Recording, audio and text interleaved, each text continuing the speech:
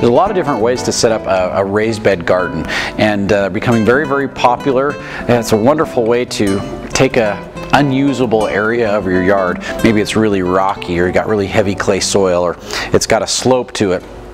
You'd never be able to use it for anything else. You know, you can terrace that slope and put in a raised bed garden, or you can take that rocky soil that would take forever for you to condition and put a raised bed right over the top of it and fill it with the soil that you want. So it's a very effective way to build a wonderful soil for gardening. And there's a lot of different ways to do it. You know, we've got these really nice decorative metal corners that you can use to make a raised bed with redwood or with cedar.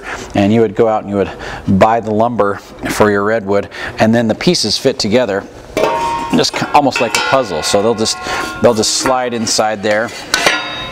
There's holes in the back side on the brace where you can just screw those in, and so in a very short amount of time you can take redwood or cedar.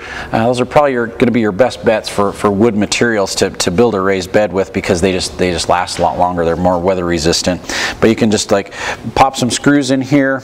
Nice simple easy way to do it. And we don't have the lumber here at Anderson's, but we do have these nice decorative corners, and they're pretty inexpensive. It makes it really easy, so you don't have to worry about trying to figure out how to join them together and have them be you know, too flexible and not really hold your soil in, because if you don't attach them together properly, all of a sudden your bed's bulging because of the weight of the soil and the water that's in there. So great way to do it. But the redwood and the cedar can get very, very expensive, and so we found a very inexpensive option here at Anderson's for a raised bed, and they're amazing. It's these concrete blocks, and they come from Richfield Block down in Richfield, Utah, and they're made 8 feet, 8.5 feet by 5.5 feet by 16 inches tall.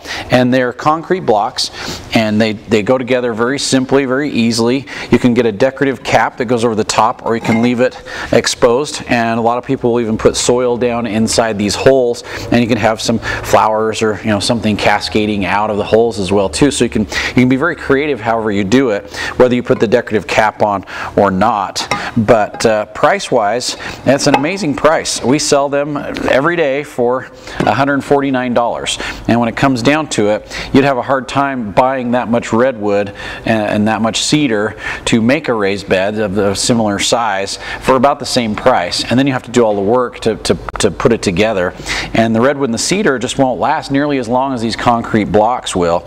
You're looking at 25 to 30 years out of a raised bed like this. Very decorative, very attractive. You never have to treat the wood, you never have to protect it. It's just going to last for a long time, and very, very inexpensive. A great way to do it. And like I said, they look really good. We recommend that you use a raised bed garden mix like this. This one's from Cache Valley. This is the Miller's Raised Bed Box Mix. Excellent way to put some wonderful soil into your raised bed. We use the box mix about half and half with a good topsoil mix as well too. Don't use topsoil out of your garden. Use a topsoil that has been sifted and cleaned and prepped for using in a garden situation. So we'll use about 40% topsoil and about 60% of the raised bed mix. And when you mix it together, the consistency is really nice. It's not too light and fluffy, it's not too heavy, it's just about perfect, and it really does a great job at putting the soil and putting the nutrient that you need into your raised bed to get things started. If you wanted to add a little bit more of a nutritional value type organic matter, then we definitely recommend the soil building compost from Garden and Bloom. It's a finely ground redwood bark. It's been composted with poultry manure, bat guano, worm castings, kelp meal. It's got beneficial microbes and mycorrhiza in there. This is just one of our favorite ingredients to add into a raised bed. And so you'd use about 20 to 25% of this in place of part of the topsoil or part of the raised bed mix. But this will put a little bit more nutrient value back into your raised beds, and it's something you can add to it every year as the soil kind of shrinks a little bit. You'll you'd be able to add some of the soil building conditioner into that to boost the nutrient value of your soil again. Nice thing about the raised bed blocks, they come in all these different colors, so you have a lot of different choices in colors.